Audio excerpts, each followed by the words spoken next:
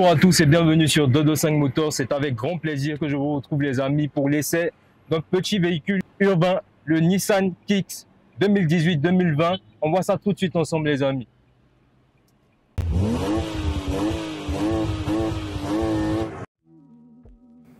Le Nissan Kicks 2018 est un crossover compact qui se démarque dans le monde automobile urbain. Il incarne le mélange parfait de style, de technologie et de polyvalence pour la vie en ville. Nissan lance son Kicks en 2018 pour succéder indirectement au Nissan Juke, qui lui était un peu plus tranché au niveau des avis, et par la même occasion pour les taquiner le Hyundai Kona, les Ford EcoSport et autres Honda HR-V pour ne citer que cela. Il faut cependant préciser que Nissan en 2019 décide finalement de relancer le Juke avec une nouvelle version. Maintenant devenu beaucoup plus consensuel, il subit quand même un relift en 2021. Il faut avouer que la nouvelle version est encore plus belle que cette version 2018. Nous allons ensemble voir aujourd'hui les aspects pratiques, dynamiques et esthétiques de ce véhicule. C'est parti! Avant toute chose, il faut préciser que le Nissan Kicks existe en 3 types de finitions. Les versions S de base, qui manquent un peu d'options. Les versions SV qui feront un excellent compromis, comme la version que nous vous présentons aujourd'hui. Ainsi que la version SR, la version toute option. Si vous voulez une Kicks et que vous ne voulez pas forcément mettre les sous pour prendre la version SR full, au minimum prenez la version SV. Parce que la version S, pour ce que j'ai pu voir dans mes recherches et tout, franchement, c'est pas waouh. Voilà, j'ai pas vraiment aimé. Il y a beaucoup de choses qui, à mon goût, manquent aujourd'hui pour un véhicule en 2023. Il se démarque par ses lignes audacieuses, jeunes et modernes. Mais il faut préciser que c'est un véhicule qui reste sobre. Ce n'est pas le genre de véhicule qu'il vous faudra si vous aimez vous faire remarquer. Avec une silhouette épurée, on pourrait lui attribuer des courbes assez féminines. Même s'il faut reconnaître qu'elle a une bonne garde au sol, donc un petit aspect baroudeur. Elle a des feux rouges bien prononcés aussi à l'arrière qui rappellent ceux de son prédécesseur, le Juke. La présence d'un toit flottant est très appréciable sur ce véhicule, donc cet espace noir qui sépare le toit du reste de la voiture. Hormis les plastiques ça et là un peu trop visibles sur le véhicule, nous pouvons dire que globalement, ce véhicule a fière allure. Et ce ne sont certainement pas ces jantes de 17 pouces chromées qui nous diront le contraire. Malgré une calandre chromée très visible qui reste la signature de Nissan, vous aurez un véhicule avec des lignes particulières qui n'aura pourtant aucun mal à se fondre dans la jungle urbaine au quotidien. Au niveau de la direction, de la souplesse, ça va. C'est une voiture qui se laisse conduire, c'est un véhicule qui est agréable à la conduite. Je pense que vous pourrez faire de longues distances et même traîner très longtemps dans la jungle urbaine avec les embouteillages et tout ça, et vous ne serez pas nécessairement gêné. À l'intérieur, le maître mot c'est la simplicité. Avec un volant 3 branches à mi-plat, malheureusement dépourvu de cuir car nous ne sommes pas sur la version SR. Nous avons aussi un écran tactile. On a remarqué qu'il a pu manquer de réactivité à certains moments, mais rien d'alarmant.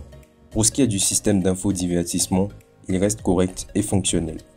L'ambiance générale à bord se partage entre du plastique dur, cet effet imitation de carbone, et aussi le noir glossy, le piano black qu'on retrouve aux sorties du clim. Pour ce qui est des sièges, nous restons sur des sièges tissus surpiqués, donc très sobres, confortables en plus d'être très beaux. À l'arrière, nous avons une bonne place assise, un bon espace aux jambes et une très bonne garde au toit. Pas de sortie de clim pour les passagers à l'arrière, mais ils pourront toutefois se consoler avec 2 prises USB sur cette version SV. Dans le prolongement de cet habitacle spacieux et ergonomique, nous retrouvons un coffre de 716 litres, extensible une fois que les sièges arrière sont rabattus à 1504 litres. En comparaison à la concurrence, elle reste dans la moyenne. Nissan a mis l'accent sur la sécurité. Le Kicks est équipé d'un ensemble complet de dispositifs de sécurité avancés, tels que l'assistance au freinage d'urgence, le régulateur de vitesse adaptatif, l'avertissement de sortie de voie et même des capteurs d'angle mort. Pour ce qui concerne le système de freinage, nous avons 2 disques ventilés à l'avant et 2 tambours à l'arrière.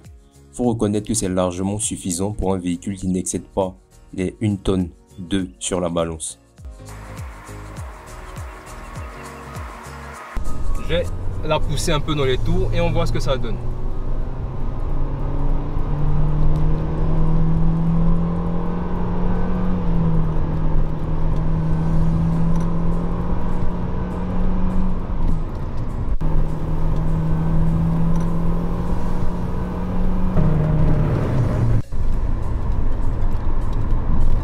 ça va, elle ne tangue pas trop. On la sent légèrement sous-vireuse, mais rien de bien méchant, rassurez-vous. Pour ce qui est de la motorisation du véhicule, nous avons un 4 cylindres de 1,6 litre qui développe 125 chevaux pour 150 Nm. Ce moteur essence sera idéal pour la ville car il tourne en dessous des 8 litres au 100.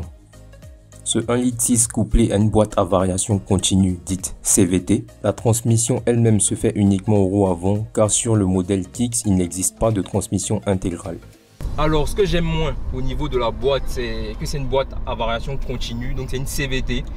Donc on a cette impression de non-passage de rapport, cette impression de mouliner lorsqu'on met pied dedans, lorsqu'on accélère à fond.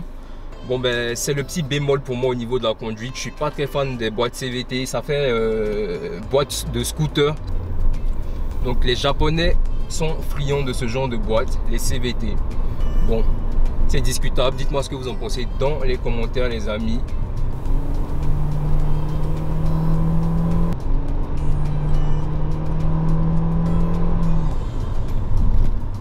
Ça va, freinage, tranquille, elle arrête bien, ça s'ouvre pas. Pour une voiture qui est en traction, il faut préciser, elle n'est même pas disponible en transmission intégrale, elle n'est pas disponible en 4 roues motrices. Bon ben, c'est un peu dommage, mais on s'y accommode. Ça reste un véhicule urbain, tranquille, daily, avec lequel vous pourrez faire vos courses, vous pourrez faire vos activités professionnelles, aller dans la ville. Vous pouvez même sortir et faire des trajets extra-urbains tant que les chemins ne sont pas trop mauvais, trop escarpés.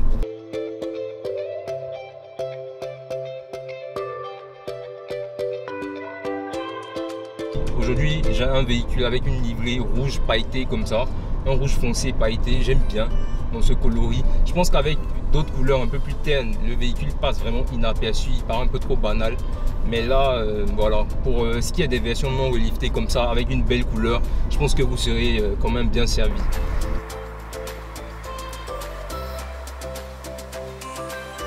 Ça fait un petit moment qu'on ne s'est pas vu les amis. Je sais que vous m'avez attendu avec impatience. Merci pour la fidélité. Franchement, ça fait grave plaisir. On essaie de s'améliorer au maximum pour vous fournir du contenu de bonne qualité.